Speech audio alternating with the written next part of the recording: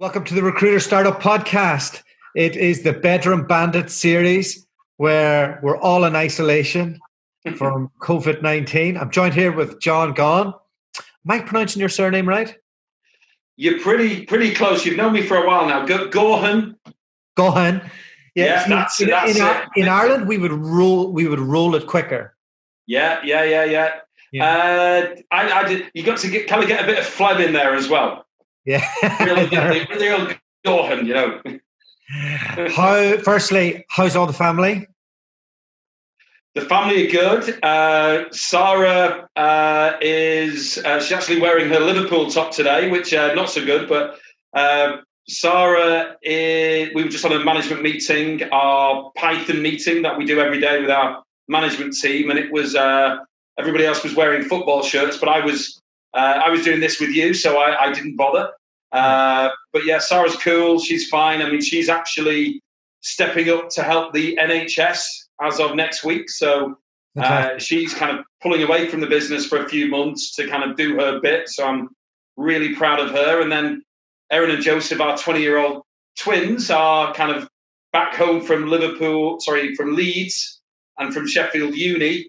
And they want to try and get up early to get the kitchen table at the moment.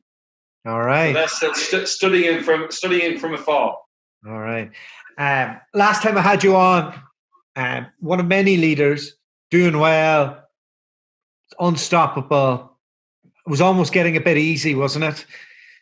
But we're in a different world now. And first, give me when did things start? When did you start feeling the pinch a little bit with this? It's really strange, Dualta, in that we, myself and Sarah, we flew out to Miami for SIA just over 2 weeks ago. That's right. I was in contact with Nick. Yeah. So we landed on the Friday, and a few people beforehand would say, are you not worried that it's going to be called off? And I was like, no, it's fine. If that was going to happen, we would have been told. So we flew out on the Friday, touched down at Miami Airport, and I started to get texts through from all the guys I was going to be meeting saying, now that the conference is off, we'll have to do a phone call. It was like, wow, we didn't know. So we got to the hotel, and a couple of people from the UK arrived, and we ended up in some respects doing a week's work from Miami. And it wasn't until the Wednesday, so just over 2 weeks ago, when Trump came on and did, interrupted your television 9 o'clock in the evening, and, this is a little bit worse than we thought. And even then, the pipeline was still robust. The billings were coming through, the starters were starting. We hadn't spotted any change in our business in the UK, in Europe, or in the US at that point. So we're talking about only really a week and a half ago when we started to think, right, this is pretty bad. And then I would suggest there was a point maybe 7 or 8 days ago where I sat in our boardroom, and a bunch of our guys were already working from home, myself and Sarah, and the management team was still coming in. But I sat down with Sarah and I basically said, this is way more serious than I thought. And this is kind of 2008 and 9 on steroids, and we're going to be in the mix pretty quickly. What happened next? Once you realize the severity of it, you're responsible for a lot of people. What's the first thing that happens from there? Yeah, the first thing that happens is we basically decided to bring in, so we spoke to Nick in New York, we spoke to James, my MD, we spoke to finance, we spoke to HR, and we got everybody in a room. So this was probably just a little over a week ago, and we said, right, okay, one of the things we need to do is, if the government are going to be having a kind of a catch-up on a daily basis, we need to do our own version of that, and we need to be communicating what's going on with the business to the team. So we looked at kind of a three-step thing. The first thing we looked at was is there anybody in the business who unfortunately is so brand new, who is not going to be able to survive without the training and the support and working from home? So we looked around, and there was unfortunately 3 or 4 people who left the business Wednesday or Thursday last week. So we had to kind of make that decision. And one of the things we had to look at was, of those 3 or 4 people, 3 people had come from Rec to Rex. So we were paying fees that, we're happy to do. We've done it for years. But paying a recruitment fee for a person who's a week to 3 weeks in, who doesn't know anything about recruitment, that's a risk in normal circumstances. Yeah. Under this kind of tsunami of kind of pressure, guys like that, unfortunately, are not going to make it. So we let a small number of people go last week. We then decided for me to do an address. And normally, you've known me for a while, Dualta, I'll kind of, I'll wing it, I'll have a conversation. There might be the whole business on the call, and I'll just kind of, I won't say I'll make it up as I go along, but I'll freestyle a little bit and get my points across. This was something that I spent a couple of hours to write the message that I was going to be setting, out to the whole business, New York, San Francisco, London, Manchester. This is where we're at, and this is what we're going to do about it. And my job and Sarah's job as the owners is to make sure that this business exists in 12 months' time. And we're going to have to make some difficult decisions, but we're going to go back to our values, and we're going to think about one of our 2 main values. One is reflect and own it. So I'm reflecting and owning it. And this is, myself and Sarah's call here.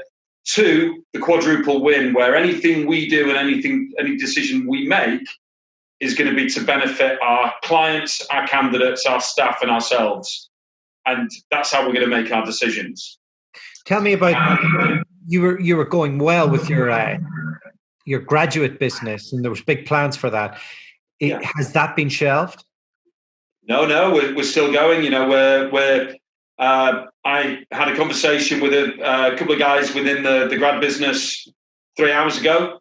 They're still getting placements. They're still getting deals. They've still got people starting on the 6th of April. So, whether it's the US, whether it's the graduate business, everything's going to carry on. But there will be, some kind of changes and some tweaks here and there. But no, we're not looking to stop anything like that. The American software sales market's quite robust. For anybody who probably doesn't know it, a lot of the headquarters are out of the major cities, but there's distributed teams throughout America. So they're well prepared from working from home. It's not necessarily an office-based job. Have they necessarily stopped hiring, or is that world still ticking along just a bit slower? It's a good question. I mean, what we found was if I said let's say last Wednesday was kind of a bit of a low moment, where I think it was the first time where it got me right. This is really, really bad. I had a conversation with Nick Guy 9 o'clock on Wednesday night, and he was saying, look, it's not business as usual, but these guys are still hiring, and these guys are just powering on through. So we had guys in the States making offers mid to back end of last week on senior hires. They're sorting out the onboarding from home and sending out stuff, and basically, it is, they're not delaying start dates. Yeah. And I'll be honest, even for us, we've got a guy starting in New York. We've actually put his start date back by 3 or 4 weeks, but we see the US and our decision to go out to San Fran and New York as being something that's going to help us through these difficult times, because Gareth in San Francisco is still absolutely charging. Nick has still got a good group of jobs that he can look to fill. So we see the US helping us kind of power on through, and we're pleased that we're just not overly exposed to just the one country. So that gives us the opportunity, Dalta, as things kind of get stronger and get weaker in different countries, we can pivot and basically move our resource around to the countries where the deals are still getting done and candidates are still being offered jobs and onboarding still taking place. In terms of your finances and looking at your back office, what type of stuff has been made available by the government for businesses your size? And, have you been able to communicate with your banking and all of that to extend credit? Are those things that happen straight away? Yeah, I think there's a lot of talk about the country's going to put its arms around you and everything's going to be fine, and the language coming out of the banks is all really, really good, and this is going to be amazing. And there was talk of business loans, and my first thoughts was, if I can get a business loan for 12 months and there's no interest, I'll have a bit of that, and I'll save maybe some interest elsewhere. It's only now coming out in the last 24 to 36 hours that it might not be as easy as you normally would. So you've still got to go through the same process you would normally do to get a loan. And, these guys are very, very busy. Tories, big on message. That's it. That's it. Detail. Yeah, and there's a lot of that going on. And so my philosophy is, my first thought, let's do it. And then I'm thinking now, we'll the good thing is, and, I talked about this, Dalton, when I last did a podcast with you, is, with myself and Sarah as business owners, we're not living in a, £2 million house in Cheshire. We're in our 4-bed semi, and the money that we make goes back into the business for growth. So thankfully, we've had a good Q2 for us, Jan, Feb, March. We've got money. And, we've got kind of a war chest to kind of get us through this. But what I'm not going to do is wait until we're in the middle of, a mess before we start kind of making changes. It's interesting, March has been a really good, successful month for Finlay James, but that doesn't mean you hold on to people who aren't going to be able to be assets. It doesn't mean you don't consider furloughing people and protecting them and protecting your business for a sunnier day. So we're making business decisions, as if we had no money, because we think that's the wise thing to do. But I think the banking, somebody once told me, when you really, really need money, a bank doesn't want to go near you. When you don't need it, that's when they give you the money. Yeah. And I think that's pretty true. Yeah. Within software sales, is there an element of, because there's so many verticals within that, is there an element within health or pharmaceuticals, or is there an area where you've pinpointed and gone, do you know what, maybe the demand's here and I want our attention to be here, and this here, not so much? Yeah, we've been doing that. I mean, Nick's a real reader and he's a kind of real data guy. So one of the things he's been looking at is, we see cyber going through the roof. So we've been having conversations, and with all this stuff going on, the fraudsters, it's their kind of, they're licking their lips, and, with all the information flying around, they'll jump all over that, and the phishing emails will be just kind of more pronounced than ever. So we think cyber is going to be pretty hot. One of the other things that we've noticed is, and even in what you guys will be doing is Rec to Rex, and customer success is now going to be huge. So it's not a specific vertical, but instead of people chasing kind of new logo, getting really, really good people in who are going to look after your clients. So I've had, for example, guys who haven't rang me in 3 years. In the last week, ringing me up and asking me how I am. I'm just, the more caring in the last week and a half than they've ever been. But, a month ago, they would have been hunting new business because I was kind of safe and, I paid the bills. So, you don't need to ring John.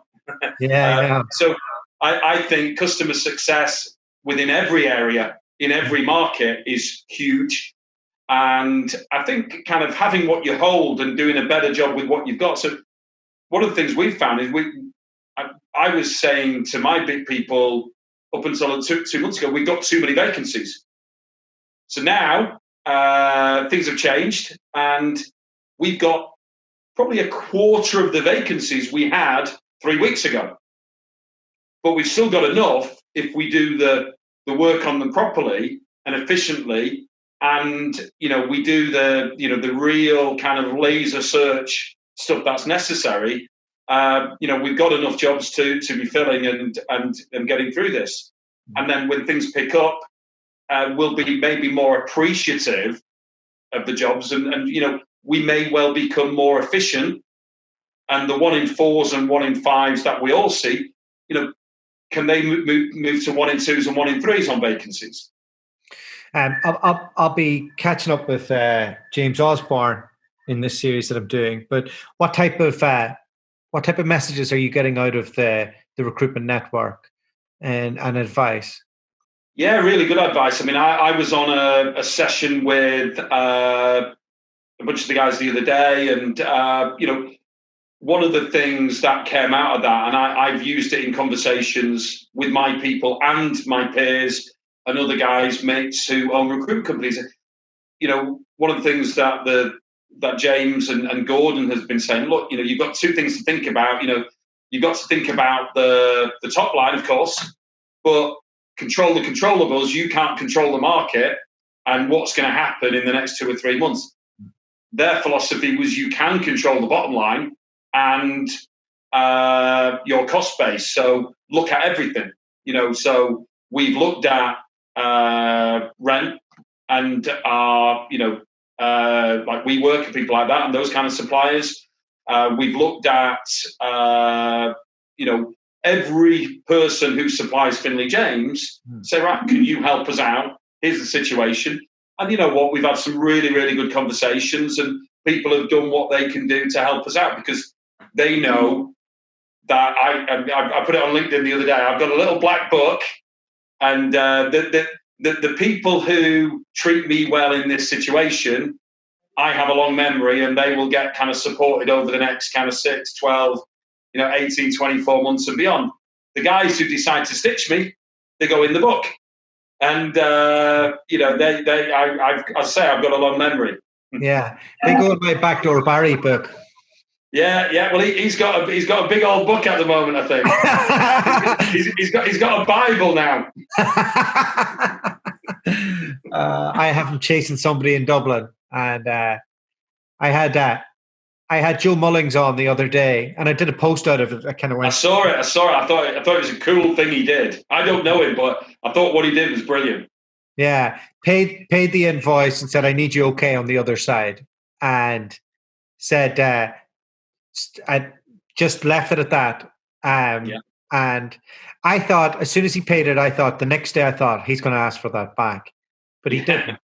And he explained why when I did the podcast, and I thought, that's pretty amazing. Whenever conversely, the client in Dublin pretending something didn't happen. It's all there, Yeah. I learned. So we celebrated being a business for 5 years this week, and I think the first time somebody stiffed me, it might have been in our second year, and we're more of a lifestyle business traveling around. And I would say we were more like freelancers than it being a business. And So not like hippies heading off to California. Yeah, that's what I'm doing now, right? I'll go into that dream in a minute. That forlorn dream. That dream's been furloughed. And the client stiffed me, and I didn't sleep for 2 weeks, and I didn't know what to do. And this time, I'm unemotional about it. Like, hey, I'm going to send you a couple of emails. I'll call you. I'll give you a payment plan. But if you keep pretending this didn't happen, I don't need this. Like, if this percentage of this deal goes to Barry, who's my friend, fine. Because he'll deal with this, and Yeah, yeah. you're better dealing with what you have. Like Yeah. he's going to call you so many times. He's going to Yeah, yeah. torment you. Like it's And the other thing, Dalta, when people do that, as far as I'm concerned, the bill just keeps going up, doesn't it? yeah, the bill keeps Yeah, going yeah. up. So interest, that kind of thing. So no, I'm quite pleased. I have a very, very good relationship with a bunch of Rec2Recs, and I don't have favourites. I don't have kind of different deals. I respect the job they do, and I'd like to think they respect me. But I've not had in 16 years of running my own business an issue with a Rec2Rec where they would kind of have a chat with a mate in a pub and say, right, I don't like the way John worked on this. So I think what goes around comes around, and I think it's good to have a book, and it's good to have a memory. Yeah. The other thing I was thinking is, so I do a post. It's gone to 100,000 people. How much is your employer brand worth? How much does Joe get out of that post being the hero compared to the other person who knows it's about them? Like, how much does that damage their brand in the long run? Like, oh yeah. For me, yeah. It's but hey, unemotional. It is what it is. And we've had other clients that are, look, we need a payment plan. Okay, great. Yeah. Let's talk about that. Like, yeah. Let's work that out. Some people don't. Yeah. Brilliant. Yeah. So we're in California. We're trying to get back on Tuesday, we think. I'm in Santa Barbara, looking at office space, looking at houses. It's doing all of that. And then a significant amount of money fell off our pipeline. Everything's dried up. So we're pivoting. We're looking. Charlotte's working roles in aerospace. We're doing a bit of life sciences, Rec2Rec, not much. Yeah. And we've had to reduce some of the team's hours, but we haven't let go of anybody. And we've tried to extend our credit lines. So that's kind of three things. Do you have any advice for anybody who maybe hasn't been in business as long as you, who, like, a lot of us are fair weathered recruiters because we haven't been around since in 08. I was running nightclubs then. Yeah. Like, what type of advice would you have for anybody who's going through this for the first time? Yeah, I think the key thing, I think this time round, is if I think back to 2008 and what I was going through there, I learned a lot. But what was different was we were kind of in it in 2008 before we realized. So we didn't have any time to prepare. So I even class the last week and a half of some preparation time. So if I go back to where we were in 2008, myself and Mark Neelan, who was my business partner, we were quite small, but we were billing to all perm. We were doing like 100 a month, and then suddenly, we went from doing 100 a month to 18, 20. And we were losing between us 30, 40 grand a month for a couple of months. Now, we had started the business from scratch with kind of no money, and it was all organic growth. So I remember myself and Mark, we were getting the bus to work, and we'd go for a little walk around the business park. We'd then sometimes we'd head to the chip shop. We'd get chips and gravy or chips and curry, and we'd be walking around kind of close to our business park. Northern. So northern, but we were thinking, right, what are we going to do? And at that time, there wasn't a recruitment network. We weren't in the likes of elite leaders. We didn't have anybody to ring up and say, what do you do? So what we did at that point was we sat down and we basically said, look, we'll not take any money for 6 months, which was difficult. I had young twins who were 8 or 9. We had just put them in private school.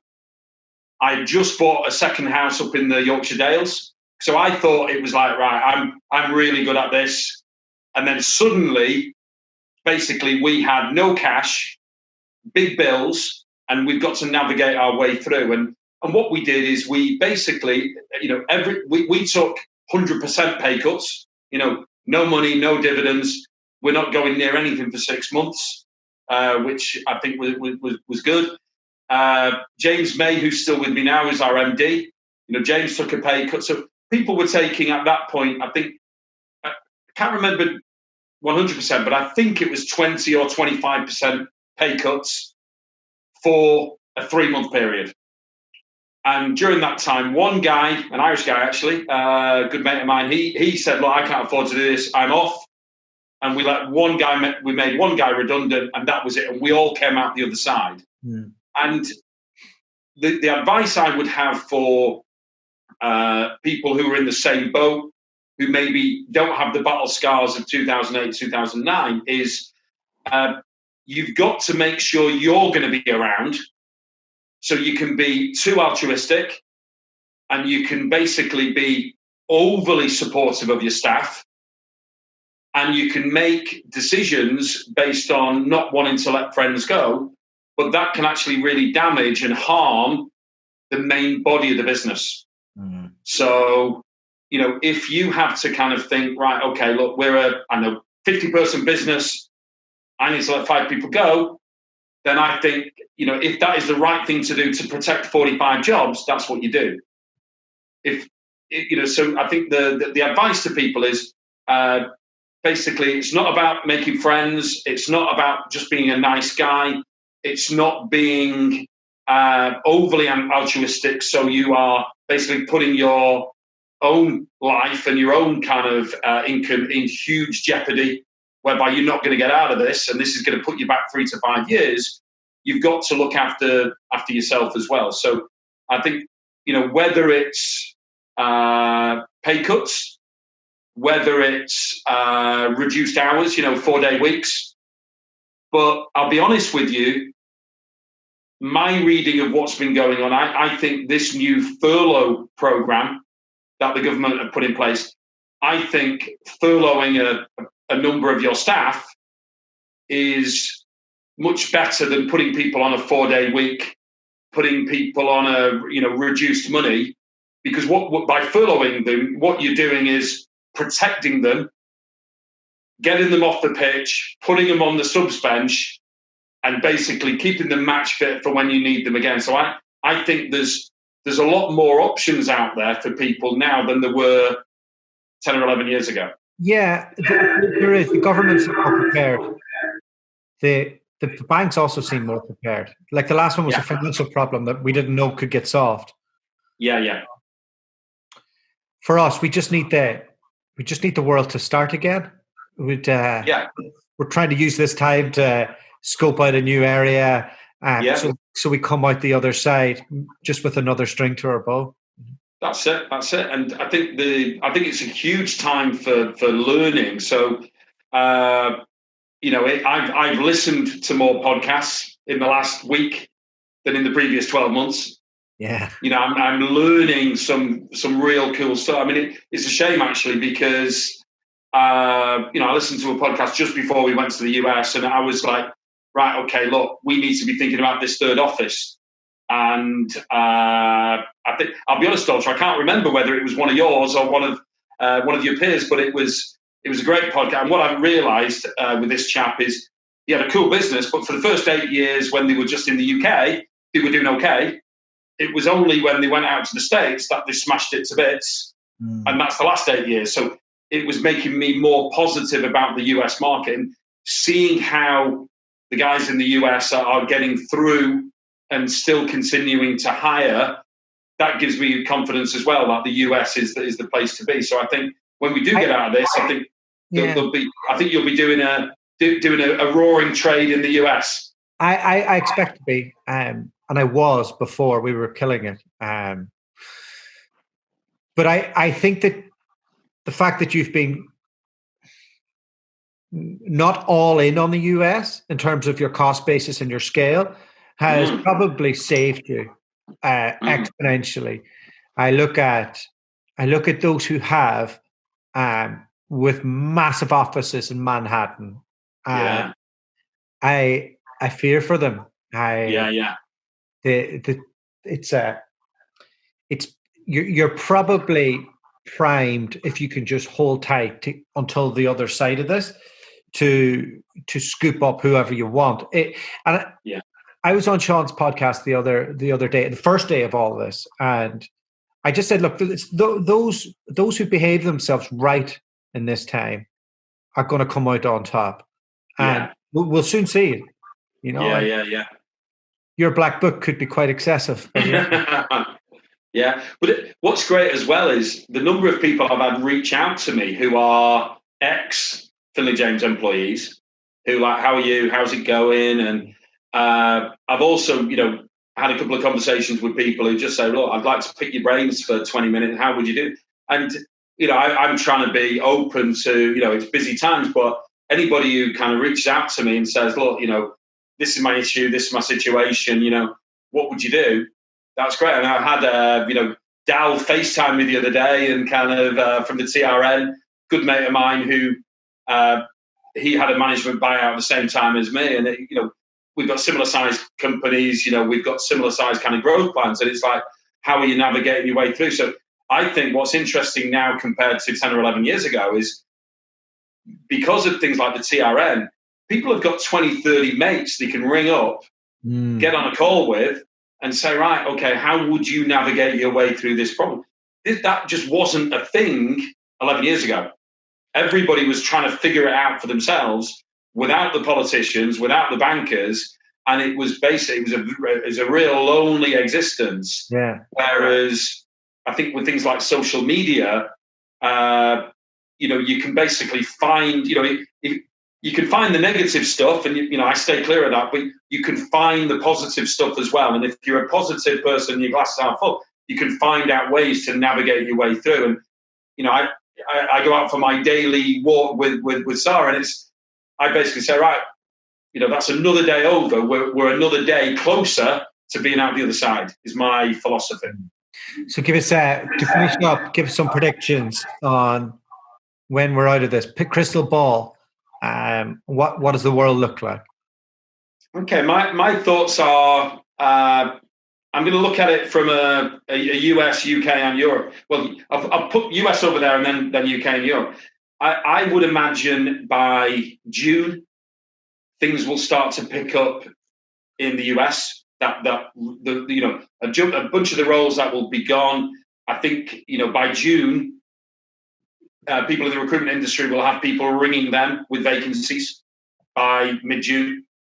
I think the UK, I kind of think it might be late June. So if I'm going US, kind of maybe early June, the jobs start coming on board and people are looking to hire in a rush and at scale and at pace. I think the guys in Europe and the UK will be maybe 3 to 4 weeks after that. So I'm looking at kind of bunkering down for April and May and, just trying to keep an eye on my cost base. And, my kind of goal, and it's maybe overly optimistic, I want to get through April, May and June, break even. Now that might be, yeah. Yeah, I could only dream of that.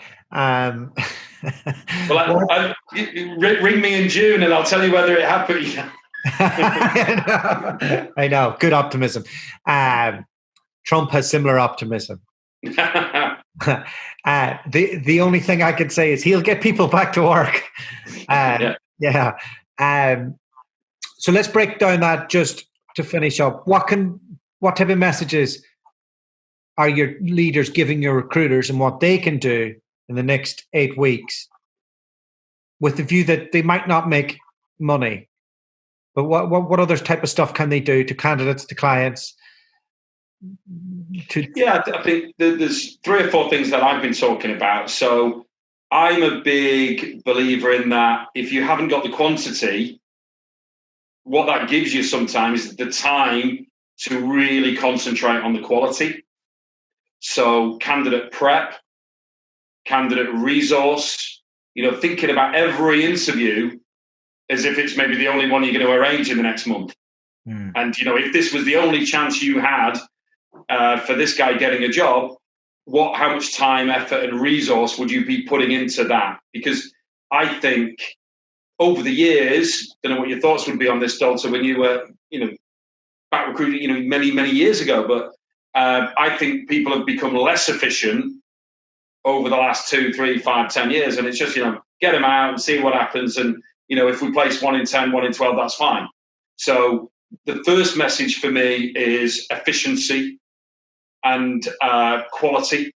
So the quality of the information you're sending through to a client about the candidate, the quality of the preparation you're helping the candidate with, and the resource you're providing. So if last week you were setting up 5 interviews a week, now you're setting up 2, you need to make sure those 2 are as good as they can be. So I think number 1 is efficiency. I think number 2 is ensuring that you don't catch a cold by working with clients who are going to get to a stage 3-4 weeks time.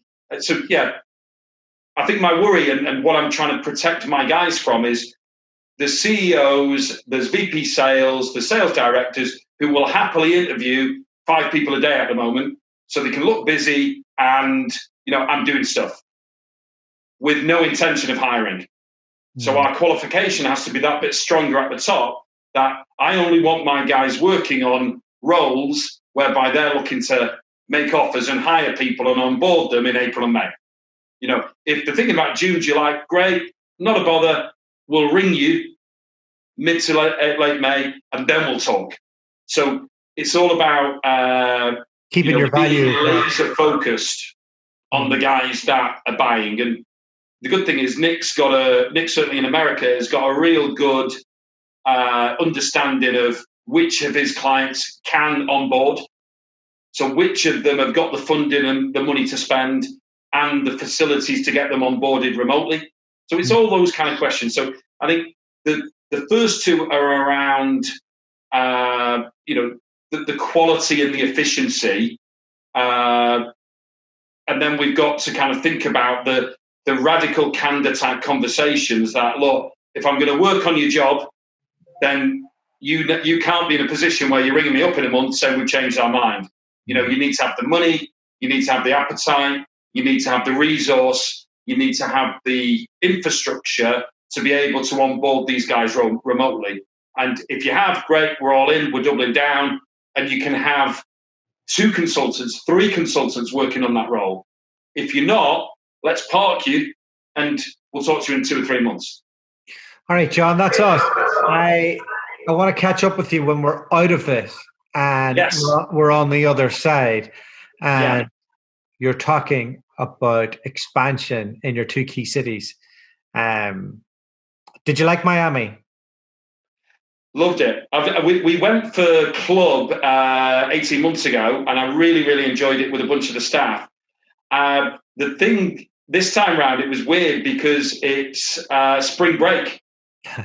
So we're walking around Miami, and our daughter Erin is meant to be going to the US next year. So she's got a year in Long Island. And I was walking around and I said to Sarah, Erin's not allowed to go to spring break. She's going to come home.